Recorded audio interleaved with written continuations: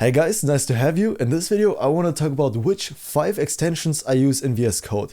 And I didn't just make the number 5 up because I realized I actually just use 5 extensions regularly, and then I'll add one bonus one on top on this video. Well, it's kind of a euphemism to call it bonus because really it's one I rarely use, but I still want to include it in this video. Okay, here we are, and let me show you these snippets I'm using. We're gonna go to extensions, and now you can see there are more than 5, certainly, but I don't know what this is. I don't use this one. I used to use this one when I started with React, but the first one I want to show you is GitHub Copilot. And now chances are you probably know that. Let's go over here. Let's type in GitHub Copilot. Really good stuff. Now, GitHub Copilot does cost money, so you can install the extension for free, but if you don't have a subscription, as you can see right here, there is a subscription required. You won't be able to actually use it. And the subscription either does cost money, or if you are a student, you can also get GitHub Copilot for free, and that's what I did because I'm studying. In that case, you can actually get GitHub Copilot completely for free. And as you can see right here in the bottom, it's an icon that appears when you have GitHub Copilot. And when you got it installed and the subscription running, you can like enable it globally and then go into any file. So let's go, for example, into the navbar, and let me close this down a bit. And here we can say, const add dates, and then we can have a function and pretty much let GitHub Copilot write code for us.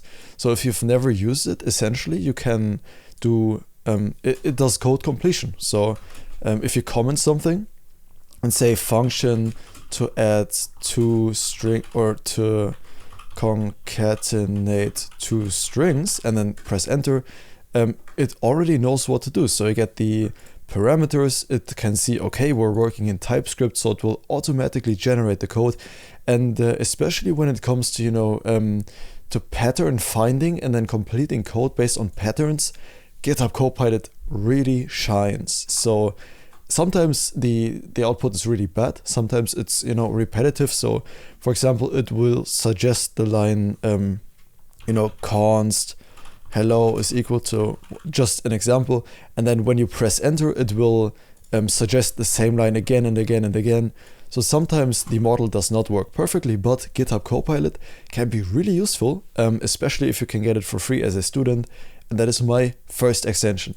Now, number 2 is import cost. And what import cost does is pretty much what it says on the can, right? When you import something, and we can go into a different project for that. Let's go into one huge file that has a lot of imports. So it is in this project right here, which is the project we've been developing together, the startup. And in here we can go to, I think it's source, document, and then we can go to, okay, here it is. So as you can see, there are a lot of imports in here. And what the import cost does, as you can see right here, you can see how like how expensive an import is.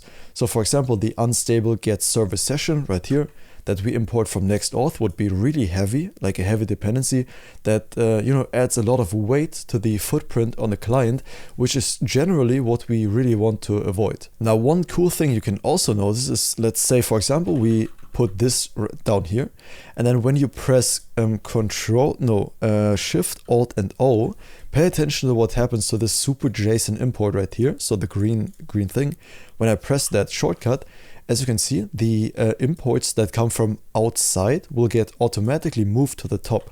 So I can move them all down here, and let's say we want that one down here. So it's kind of like not in order, but when we press Shift, Alt, and O, all the unused exports get deleted automatically, and then all the exports from outside, from packages that we installed, npm packages, will be listed on top with their cost associated, and then below that will be all the local imports that you have in your project. So cool extension. Sometimes useful, sometimes not that useful. Honestly, mostly not that useful, but it can help you save some footprint on the client side.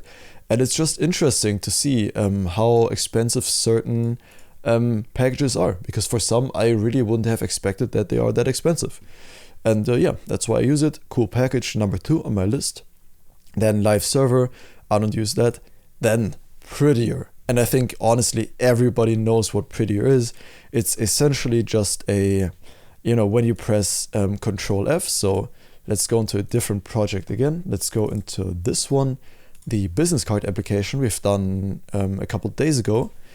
And in here we can use Prettier. So imagine the code was like weirdly spaced out, like that, and then we press the Prettier hotkey, and then as you can see, well, it doesn't work right here because it is a string, so that we don't expect that to work. But essentially what Prettier does is it formats your code however you want it. So we can just format it very weirdly. Okay, that wouldn't work, but you can just do some weird stuff with it, and whenever you press the hotkey that you can also have on save, by the way, then it automatically formats your code. Now, if you go into VS Code and type in Prettier, you can also have some, controls on what you want your local Prettier to do. And why it's local, I'm gonna get to in a second. But you can, have just a lot of options. You can fit code within this line limit. So if I were to say like 200 and then press Control F, then it might just move some stuff to one line, which wouldn't really be readable, but you get the point. So you can just have your local Prettier set to these settings. Now, because Prettier is such a useful extension, and because many dev teams also use it together, there is a possibility to define a prettier.config.js, for example, in your application. And I've prepared something right here. It's a Prettier configuration file. And then here you can have like a JSON, if you define this as a JSON file, but we define it as JS. So for example, we can copy the Prettier config and then paste it in here. And as you can see, I already formatted it with Prettier. And what this file does is it overwrites your local settings that I've just shown you, that you can go to at File, then Preferences, and then Settings, and then type in Prettier. Essentially, it overwrites these local settings, so every developer working in this project gets their Prettier information from this file, and so the whole project will have one consistent formatting, which I think is a really great idea, because if everybody had different Prettier settings, then it would look kind of better than not having any formatting at all. But you get the point, right? If every developer has the same Prettier file to work with, the whole project will just be consistent, which is great. So Prettier, definitely up there. Really, really good extension. And then there are two more I want to talk about. One is Prisma. And Prisma is a very, very simple extension, but it essentially provides syntax highlighting for Prisma files. Now, if you've never worked with Prisma files, they are database files. So if you're working with an SQL, like right here, or with a CockroachDB, MongoDB, PostgreSQL, SQLite even, if you're working with any of those, you might have a Prisma file. And essentially, if you want syntax highlighting, this is just the extension that does it for you. It does formatting, it does some auto-completion. As you can, wait, no, that's GitHub Copilot. But sometimes it provides really handy completion. For example, if you were to type add ID and then add default, and then here you can say, this completion right here, for example, comes from this Prisma extension. Really useful if you're working with databases. Now, the last one, and then maybe one bonus one, the XML, but it's a very simple one. The last one is Tailwind CSS IntelliSense. Great extension if you're working with Tailwind. Really good one. So let me show you what it does. If you go to an index page, so any file that we are working with Tailwind, and honestly, I am only working with Tailwind. I am not doing that to myself, having to code out regular CSS anymore. No more, my friends, no more. I always tend to use Tailwind. And essentially what the IntelliSense does is what you can see right here. So for example, wait, why can't I zoom in? There we go. If you type, for example, BG black 10, then you can see there's a, the black color field. So it represents the color you've just typed out. And if you hover over certain stuff, as you can see right now, it's loading. But normally when it's not loading, so I don't know what my VS Code is doing right now, takes a lot to load. There we go. And if you hover over them now, you can see what they actually do. So if I were to remove this or disable, right? Okay, we have to reload, I think. So let's reload the application, go back into business card, and then go into the exact same file.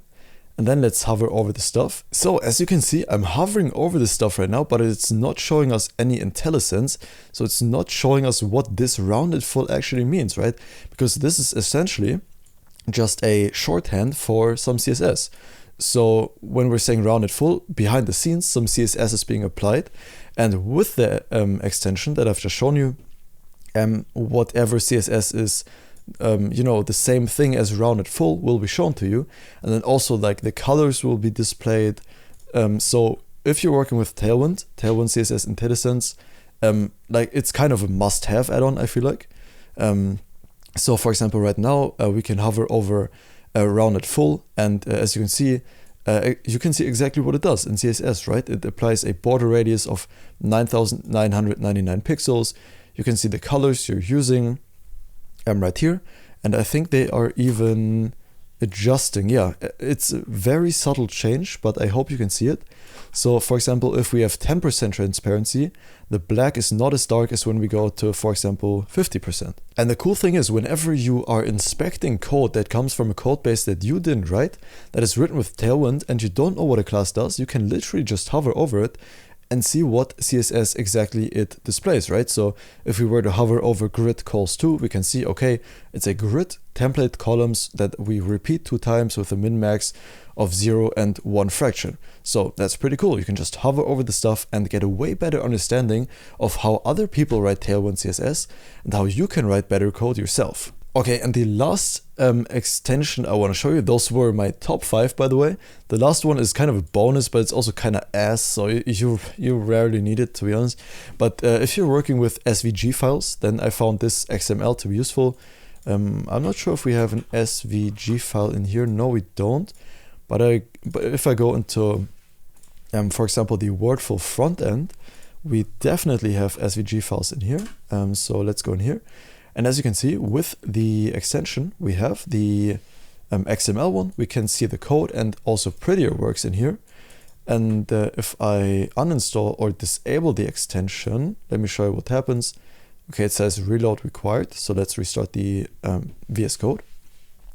Go back into the SVG files. And as you can see right now, there is no formatter for XML files installed. So if the layout was really bad, as it often is when you, for example, copy SVGs from the web, the layout will be really bad sometimes. And so right now we have no way to format this. If we press the Prettier hotkey, nothing happens. And that is pretty much the only case where the XML extension comes in clutch, so we can disable that. And then if we press the same hotkey we use for Prettier, you can see the formatting actually worked. So that's what it does. The syntax highlighting is not done by the extension, unlike the Prisma one, for example. This one actually does syntax highlighting. This one doesn't. This one is just for the formatting of XML. So for example, HTML or SVGs. And that's pretty much the only use case I've ever found it useful. And yeah, that's pretty much it. Those are the 5 main extensions I use. GitHub Copilot, if you can get it somehow, it is paid, or if you're a student, you can get it for free. Really useful one. Import cost, then Prettier, one of the best extensions, no questions asked.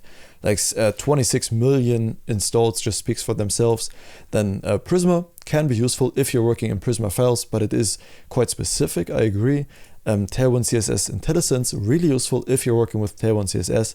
And then if you're working with XML and sometimes need some code formatting in those files, you can use the XML.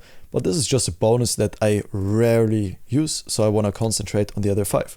That's pretty much all. Remember guys, extensions are just supplements pretty much. You don't write better code, but you can write faster code with them. And I think with that said, this was all I wanted to share with you. Thank you very much for watching. I wish you a lot of fun working with those extensions yourself if you decide to do that. I'll see you in the next video. Have a good one, and bye bye.